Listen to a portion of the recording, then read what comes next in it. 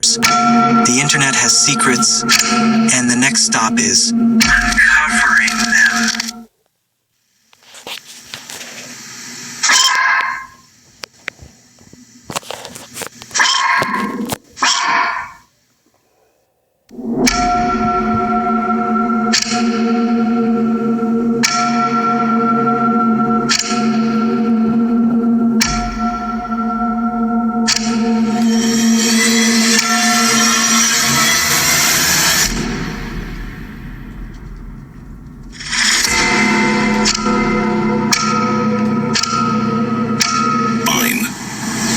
About to go walk up to this bus. Look at that. Look what children playing. Look at that.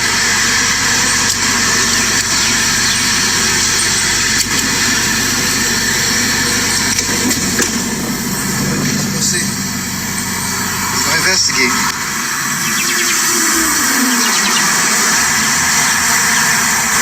An empty bus.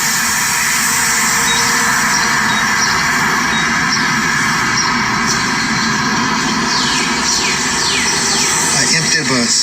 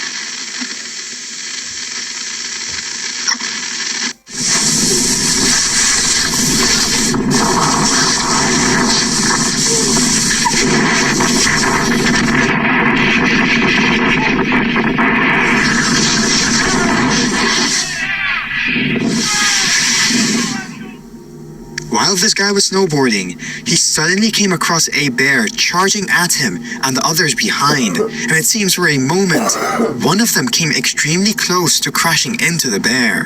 That didn't happen, but this was a serious...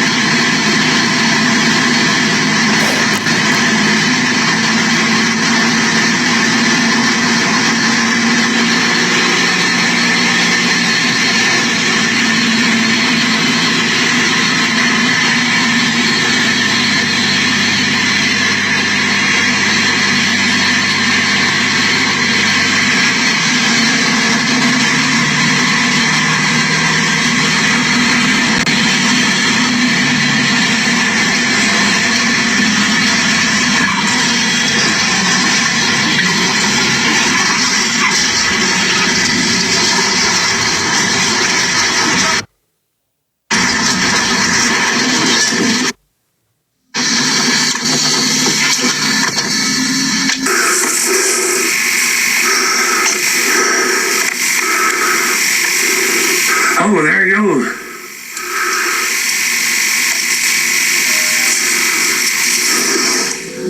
A large dark figure moving through the trees. He claims the footage is untouched and unedited. The creature doesn't resemble any known animal, leading some to believe it could be proof of Bigfoot. Skeptics, however, argue it might be an elaborate hoax. Right here. Look right here. Get in on this one. Yeah, I mean, the foot is melted away to make it look bigger. But look at the top of these right here. Yeah. Toes. Yeah. So you got a toe here, and then it was the whole heel. And let me ask you something. Here, whole heel. Let me ask you something.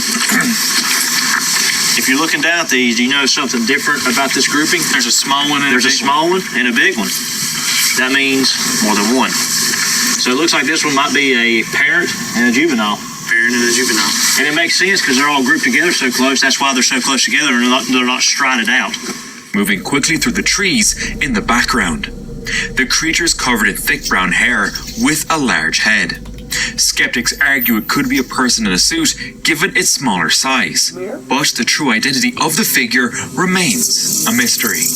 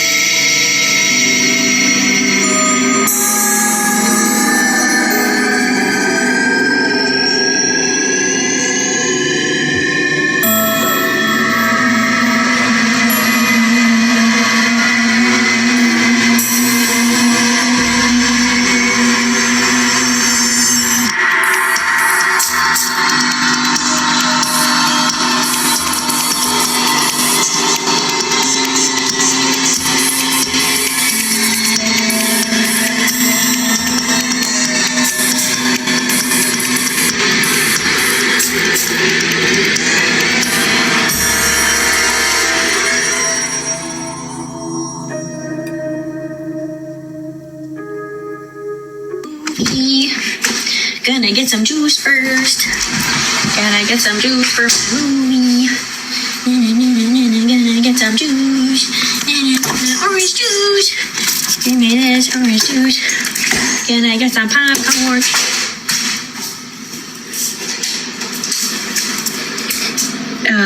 Okay.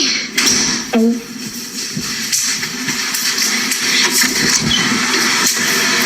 Hello? Alrighty then. No way, no way, no way, no way, no way, no way. Oh no, no, no, no, no, no, no, no, no, no, no, no, no, no, no, no, no, no, orange juice, no, no, no, no, no, no, no. Open. So I decided to visit my best friend after work today, and I got here before they did. And there's literally, I walked in here and like something started knocking on the back door back there. You can hear it. Stop! Now, okay, so you might think it might be the neighbor or something, or like a dog or something at the door, but look. We're on the second floor. And there's like literally nobody.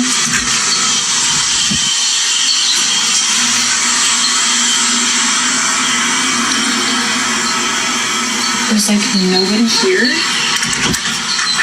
I'm by myself.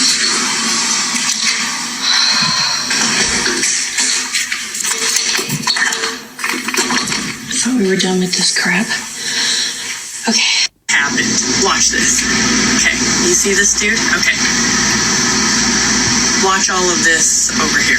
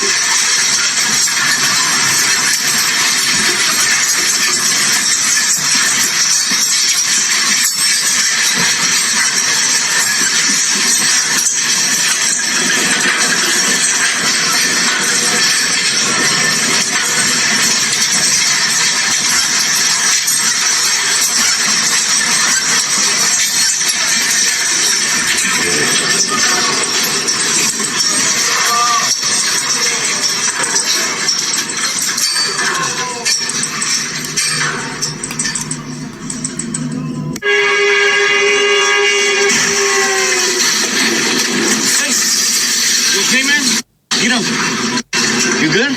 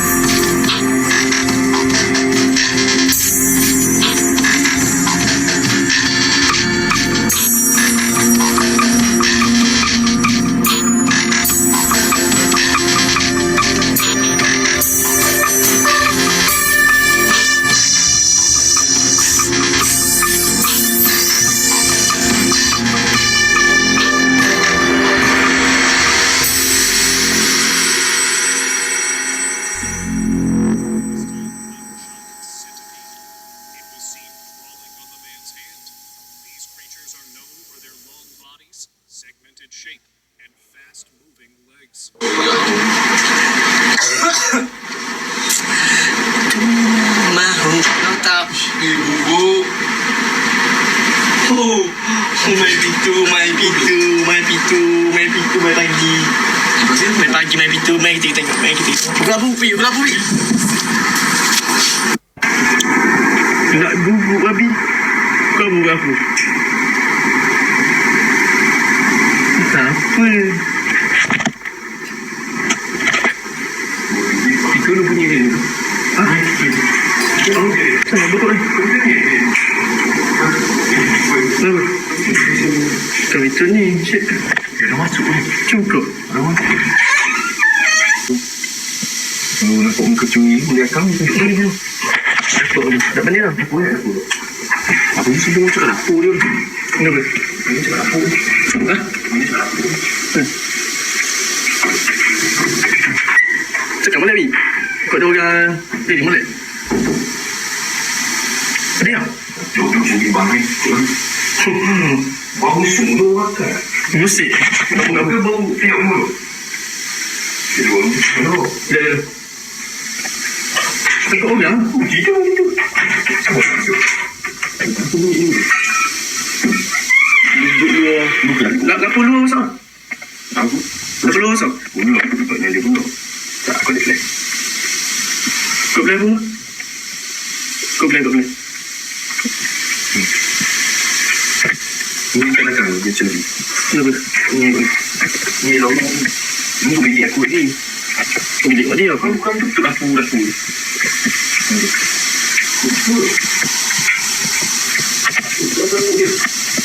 Cuba. Ya. Ada benda ni, Bi? Ada. Macam ni, Bi? Macam orang. Allah, lampu pulak tutup. Ya, babi tu. Tinggal aku pun bodoh. Macam babi tinggal aku. Bodoh. Lampu tutup pulak. Ruang kacang, ruang kacang. Bodoh. Bimbang. Siapa tu pipi? Ya.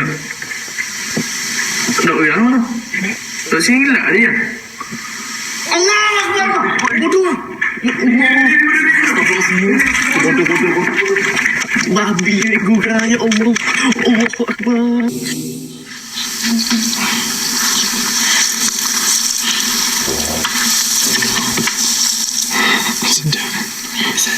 Does he think it's a bear? At first, it looked like a black bear. When the creature stood up, it became clear it wasn't a bear. You're too close to it, huh? Oh, cool though. Just go. It was a humanoid figure covered in dark fur. The situation changed when the creature noticed the hikers. Fearing for their safety, the hikers quickly ran away. Better watch out, you better not die, you better not crash, I'm telling you why, 'cause you told your wife you're at work. A tall, dark figure peering out from behind a tree. The figure's height and shadowy appearance matched classic descriptions of Bigfoot.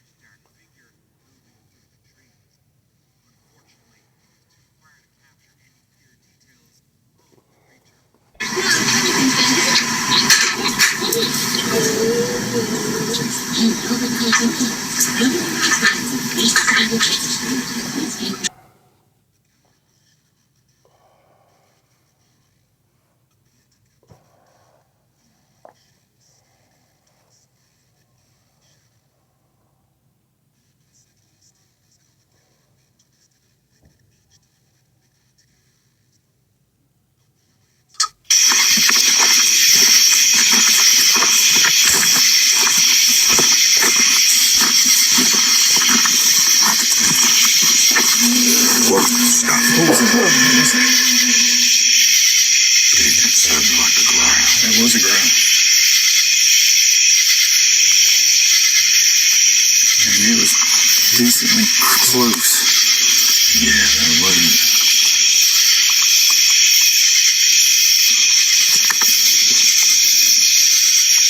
And just so you know it, right here beside this opening on this side,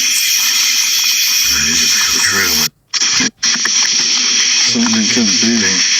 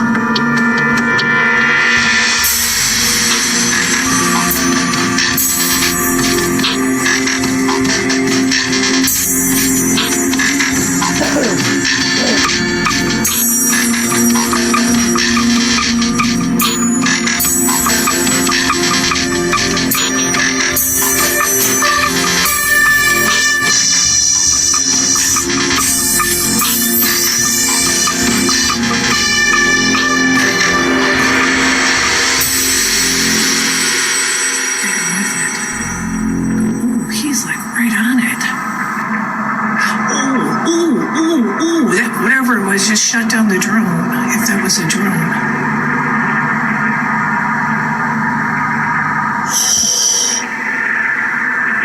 Holy crap.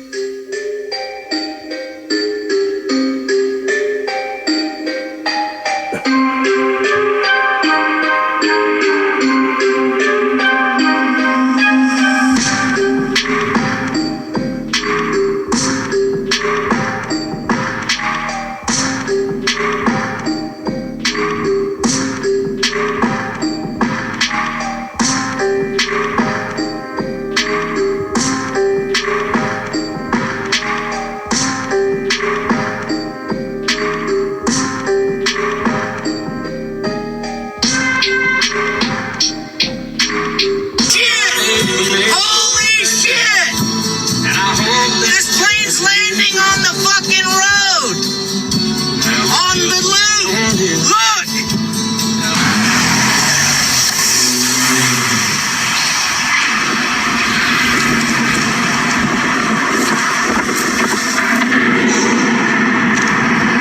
Holy fuck! Oh my god! Yeah, I ain't gonna lie, whoever was in that truck. Holy fuck! Yeah, in the car. Fuck. Turn away!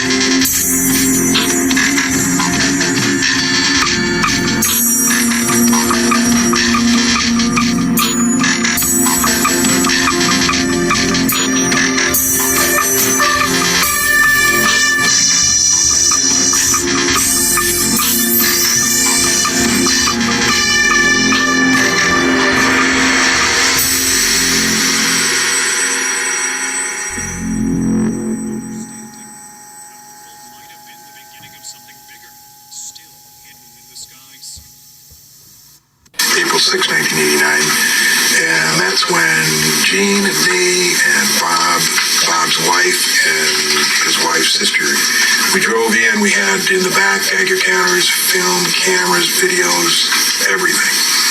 And as we drove down Groom Lake Road at that time, we thought that the legal cutoff was that road that comes down from Mailbox Road.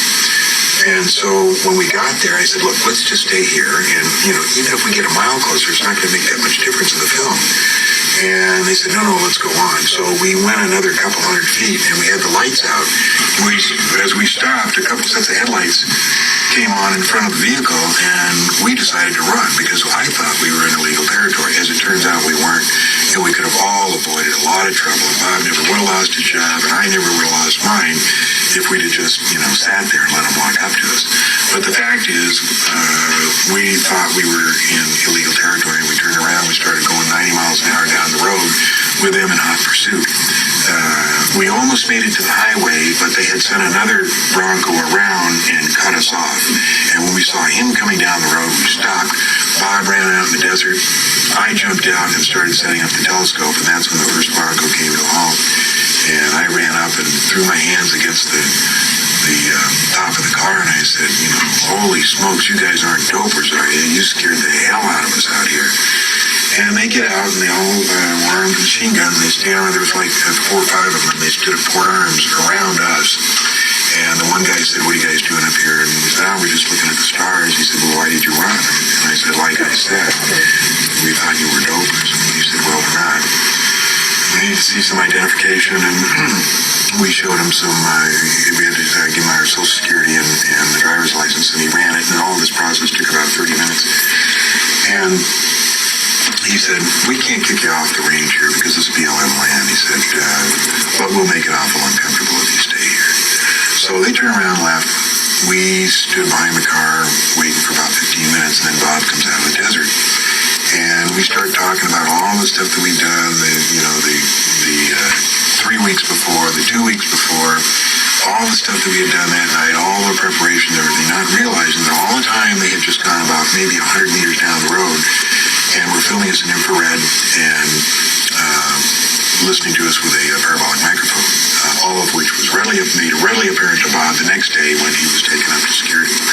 So anyway, we packed up our stuff and went out on the road, and as we got to the highway, we were talking about the Lincoln County Sheriff, Doug Lamoureux, who has since become a good friend, and he kept us there for an hour. He wanted to see in the trunk, but we wouldn't let him in there, mainly because that was where the gun was that Bob had taken out in the desert. But anyway, it seems that Lamoureux knew exactly what was going on. He wanted to know why there was 5 people in the vehicle now, only 4 on the test site, and he wanted to know where the gun was. So obviously there was communication between the security forces on the test site and the sheriff. Anyway, we stood there for an hour. Nobody said anything. And finally, to bring this all to a halt, Bob decided to confess that it was his gun. And it was in the trunk, and I saw him walking to go ahead and do it, and at that split second, Doug said, okay, look, here's what we're going to do. I've been advised to release you guys, but we don't want to ever see you here again, ever. And he let us go. And it was a real quiet ride home that night, and the next day, Bob's boss, Dennis Mariana, called him up and said, Bob, I'm going to pick you up. Don't go to the airplane, meaning don't go to the EGG. He picked him up, he drove him up to Indian Springs, which is this site of the entire security for the test site. And they actually pulled him out of the car with a gun in his head and a gun in his ear and said, Bob, when we gave you the security clearance and told you this was a secret, it didn't mean you could tell all your friends about the flying saucers. The first things they said was, when we trusted you with this information, we didn't mean, intend for you to tell everyone you know about it. The guard held an M16 directly in my face and, wanted to impress upon me how serious they were about it. There is Stanley Kubrick and there is the Apollo 11 logo on the camera. Here is Stanley Kubrick examining the first footprint of the man walking on the moon, Neil Armstrong. There is Stanley Kubrick and a set with an astronaut on wires. Here is Stanley Kubrick from the front. There is another view of the set with a lunar model and operators in front of, a huge moon model and an operator with camera. Artists who are painting the moonscape on huge canvas. Another view of the moon simulator and an operator in front of. Rails for a moving camera, filming the models to simulate approaching the moon surface, while the models were on the left and on the right side of the rails and the canvas was on the top. Here the camera is filming the top, so the canvas on rails. Artists are painting the canvas and there is the canvas hanging from the top side. So the moving camera on the rails below this canvas can film this, and this is what it looks like. Here is the moving camera on rails, filming the canvas. Various presidents audience have been informed about what you believe to be the truth on UFOs? The people that control this information is a organization that we know of, J12, and their top group of military and scientists. And I do know that when the president becomes president, it takes at least 3 or 4 months before he actually gets the clearance to know everything there is. Now, that doesn't mean they tell him, but it does take 3 or 4 months to get. The quote from Carter when he was during his election campaign: "If I become president, I'll make every piece of information this country has about UFO sightings available to the public and the scientists. I am convinced that UFOs exist because I have seen one."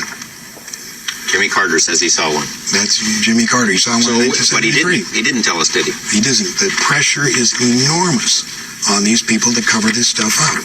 The Air Force has made an art form of ridiculing people who have talked about this thing. They've done an excellent job of covering it up for the last 40 years. George, basically what we're dealing with here is, I'll give you the bottom line. Okay, I'm not trying to sell it. I want to hear your thesis. I'm not trying to sell a book. I'm not trying to promote a lecture. This is based on what I've come across after intense research in the last year. And I have found out that the government has retrieved between 10 and 15 actual flying saucers, 3 of which have been in perfect condition, 1 of which they tried to fly. Up at the test site, there's a report that of the 3 that they got in perfectly good condition, at least 1 is up at the test site and has flown, and 1 was being flown as of 1981. By us? By us, yeah. So this is Armin Ra, one of the biggest culprits that's been quoted. His quotes have made it into the Bible so many times. We're going to go over some of his stuff. This guy here was pure evil, pure unadulterated evil. Every time you say amen, you're giving thanks to this guy. This is the guy that ordered amen to be a statement. Of course, it used to be Amun, but over time it became amen. But he said, when you give thanks for anything, you say my name at the end. You're giving thanks to this guy, the most brutal ruler of all time. And then you call it on the name of Jesus, which has no power whatsoever. Jesus means hail Zeus. Okay, that's what it actually means. The guy's name is really Yeshua, which translates into Joseph. It's not even close to this Jesus, because the J was recently added within the last 100 years. The J was just added to the name. It was Jesus, and that Isus, and that means hail Zeus. Has nothing to do with calling on the creator of the universe. That's why when people call on the name of Jesus, nothing happens. Let's talk about the dark web. I've heard about it. I know about it. How do you get on it? Okay, so the dark web itself isn't a marketplace. Once you're connected to the dark web, you still need to know where to go to visit these horrible websites. You know, imagine a very long string of letters and numbers, and the website instead of .com, it'd be .onion. You can't visit those websites in a regular browser. You have to do that while you're connected to the Onion router, which you can download at the TOR's website. And then you could go to a thing called like the Hidden Wiki, and the Hidden Wiki will show you all different categories of these websites. There's marketplaces, there's horrible things on there, like you said, for kids, even like for hire, there's counterfeit money, there's fake IDs, there are all kinds of different websites that do horrible things. What is the Onion router? So the Onion router was created to anonymize your traffic on the internet, and it decentralizes your internet traffic. It keeps you anonymous beyond a VPN. There were several Arks of the Covenant. One of them was located inside the Great Pyramid, inside the King's Chamber. There's a stone rose granite box in the King's Chamber that are the exact same dimensions in cubits as the Ark of the Covenant. It was added later because the pyramid had lost its ability to generate the full power, so they put the Ark in that rose granite box to add the extra technological piece so it could continue to produce electricity. So this thing was very important. I mean, that's the main reason why Moses was chased when he fled Egypt. He went and took the Ark of the Covenant out of the King's Chamber of the Great Pyramid, and the Pharaoh was like, damn, I let you go, and now you took our power source? We need that back. And so they chased him down. He didn't cross the Red Sea. That's another one of those remixes. He crossed the Sea of Reeds. When you go look at the Aramaic version, a much closer and smaller sea. And then if you look at the tectonic plates on USGS and all the other gov sites that show you all the tectonic plate movement, you can do a geological rewind in that region, and you discover around that same time period that the biblical text is talking about this story, there was a tectonic plate slippage, which would have caused a tsunami. And when you have a tsunami, it sucks all the water out, and you can walk across dry land, and it brings it crashing back, just like it says in the biblical text. So it probably was a tsunami. Nobody's standing there with magic powers. Junk DNA. It's not junk, guys. It's unplugged DNA. Why did they unplug it? Because our cousins, unlike you've been taught, were way smarter than us. I'm not talking technologically smarter. I'm talking about spiritually smarter. More in tune with nature, more in tune with the universe, more in tune with the planet itself, the human resonant frequency of the earth. They had bigger brains, proven, because we found the skulls all over the planet. They had, probably, because of bigger brains, most likely had bigger pineal glands, which is your spiritual antenna. All humans right now, we have billions of magnetite crystals in our brains. We don't even use them. They probably had access to their magnetite crystals, which is what turtles use to navigate the oceans to come back to where they're going to lay their eggs. And birds, they flock to the south in the winter and so forth, all using the magnetic field. Well, we have the same capability, but right now we've been disconnected from using that. If a tsunami comes inland, before it even hits, all the wild animals run to the mountains and the hills. You never see wild animals getting swept away by a tsunami. We've been disconnected. You know, our DNA has been disconnected. Our consciousness has been reduced. They've already scientifically proven and found out that a worship gene was embedded into the human genome. And they don't know who did it, but they can tell you that it was around 200,000 years ago. The same time that they discovered that chromosome number 2 in the human body was taken out, fused together, and 2 telomere caps were put on each end. Again, this is something done in a laboratory, admitted by mainstream scientists, but they can't figure out who did it. They can only tell you when. Video. There's a lot going on in that video. What's the end goal here? Because the U.S. government cannot possibly believe that this is sustainable. My dear, they know it's not sustainable. All of this is on purpose. The government is intentionally destroying our ability to self-sustain. And the reason I know that is this isn't the first time this has happened in history. This is the goal of any liberal government. Their goal is to make the citizens of this country as dependent on the government as possible. You know what happens when the citizens of a country can self-sustain? They don't let the government do what they want. The more the American people are able to succeed without the help of the government, the less power the government has. Like, this shit is not by accident. Like, do you know right now that the Fed is intentionally keeping rates high? And they are doing that to make things more expensive. They are literally keeping the rates high so people can't afford shit. And they're claiming they're trying to do it to control inflation, but it's not working, but they're continuing to do it anyway. You have to understand that the Democrats don't want the American people to be able to take care of themselves. Like, all you have to do is look at any policy our government has passed while under Democrat control. It's always social programs. It's always programs to give money to people or to give resources to people. And the cost of all these programs is always deferred for decades after, so that people can enjoy the short-term benefits of a program we can't actually afford, get addicted to those benefits, become reliant on those benefits, and then 10 years from now, when those Democrats are no longer in power, they get to blame Republicans for not funding those programs, even though they knew when they created the program that it was unaffordable down the line. You could see this in every Democrat-controlled state. Like, you could see it in California, in New York, in New Jersey. They create tons of unsustainable programs that give short-term things to the citizens, and they leave the consequences of that to be dealt with by people who are elected 10 years later, all with the goal of making people as reliant on the government as possible. Did you ever wonder why the groups that are given the most aid in this country are the least successful? Countries in the world have collectively agreed that no one nation can own Antarctica, governed by the Antarctic Treaty of 1959, declaring it a land of peace and scientific research. Never been broken, even during times of war, which makes people think they may be hiding something down there. Iron-rich waters are sporadically released from the Taylor Glacier, which it looks like blood, but it's actually just the high iron content reacting with the oxygen, which turns it red. On numerous occasions throughout the 40s, 50s, even up until the 90s and recently, military expeditions have reported to have seen unknown flying objects in the sky. Silver, smooth, usually disc-shaped crafts that move in sporadic patterns. Similar descriptions to the UAPs that have been declassified lately, so I don't know, maybe this is where the aliens are at. Multiple videos and satellite views of several caves appearing to go deep within the icy surface of the South Pole, claimed to be the entrances to the Hollow Earth and the Kingdom of Agartha, as explained in Admiral Richard Byrd's diary, among many, many other similar accounts. Pyramid-shaped mountains found everywhere that are completely natural and totally not an indicator of an advanced civilization that may have existed thousands of years ago. More mountains, this time in the shape of an alien-looking face, kind of similar to the face monument on Mars we saw decades ago that was later covered up as a case of pareidolia. The human tendency to see faces in everyday objects, which it very well might be, but like, damn, does this look like something more to me?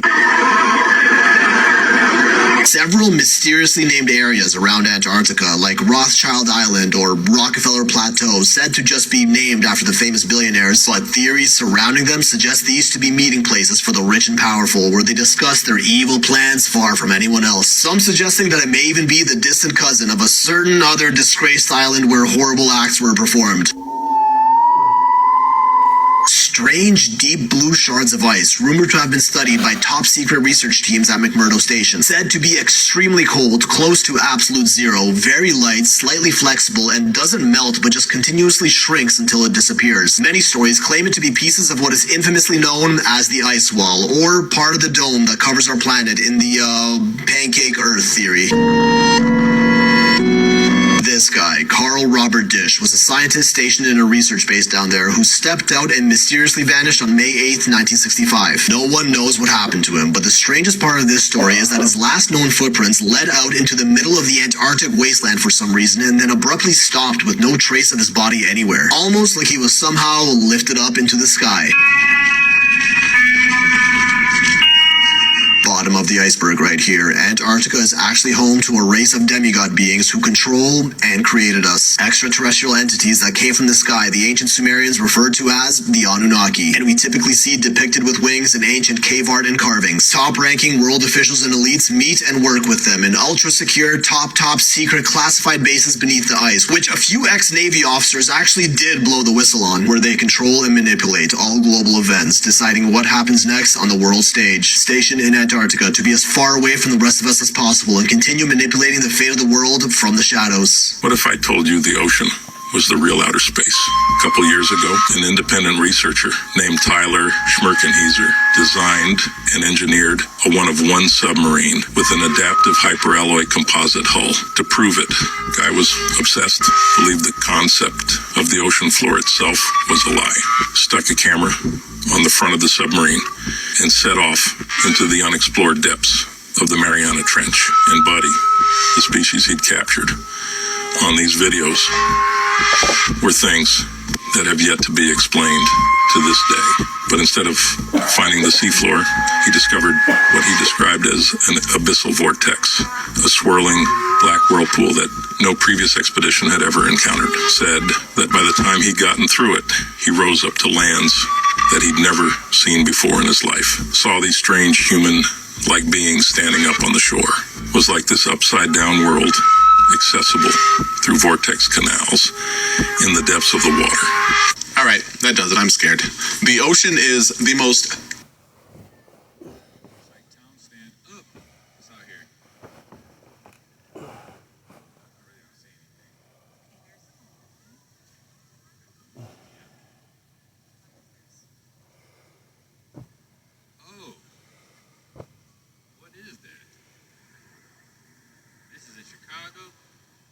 Yeah.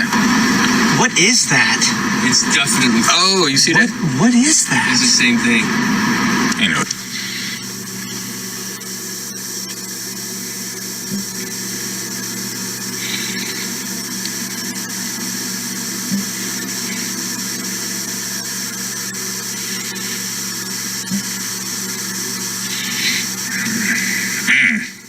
I'll let you in on a little something. I'm not going to drop names. Okay. But I'll never forget, these are black producers. A guy named Kevin Brown and Andre Brown. And he was later on 30 Rock. But they would come to us and they would tell us about vanity and losing your mind in Hollywood and be careful. And they came back from Hollywood to try and expand us. And they sat us down and they're like, you ain't going to believe what we saw. I'm like, what did you see? And they said, we saw so-and-so, huge name, so-and-so, huge name, and so-and-so, big name back in the day, chicken hawking at a party. And I went, what? See, you're white. I said, what's chicken hawking? Everyone like, he's white. He don't know chicken hawking. I said, what's chicken hawking? That's when you hanging out with boys that are transvestites. I went, what?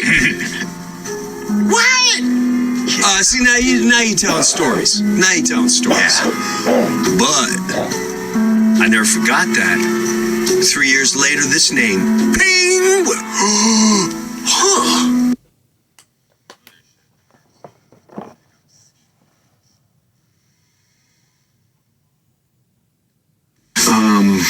Some kind of weird confrontation, visible contention, which we could probably call in term combat, in the skies that will show up, and it'll show up at a predictable point, which is probably something over a month, and we'll put down 30 days, or 39 days, something over a month after the temporal marker of Trump and Rogan.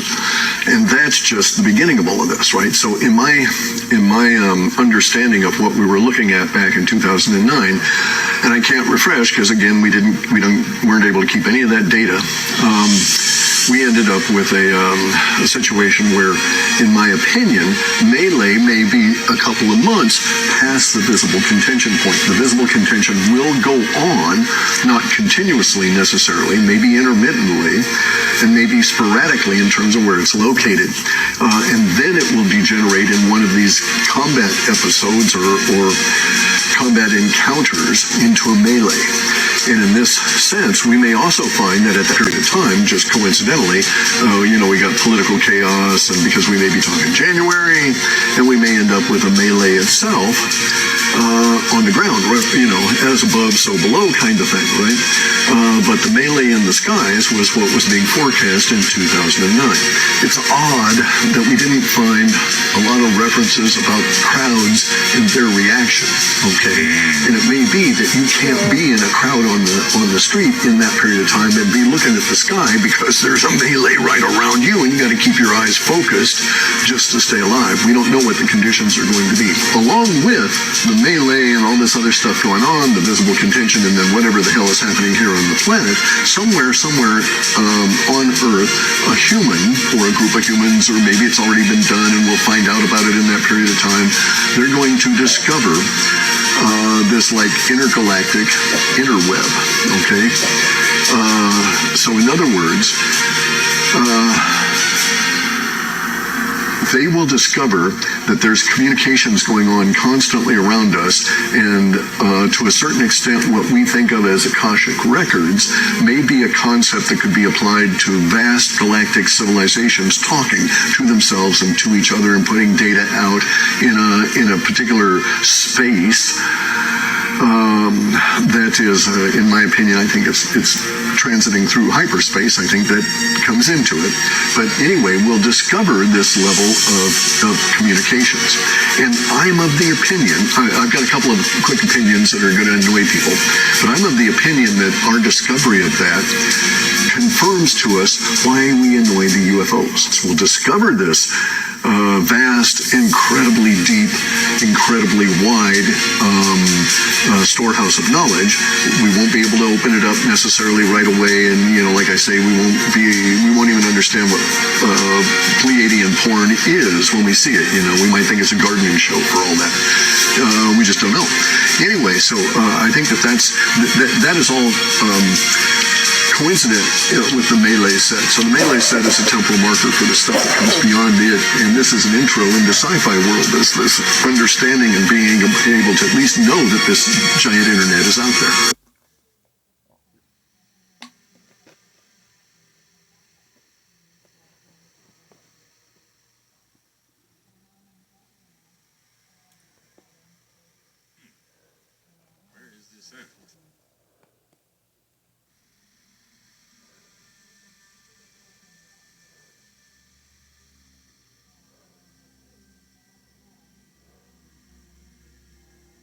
These are the cuts themselves.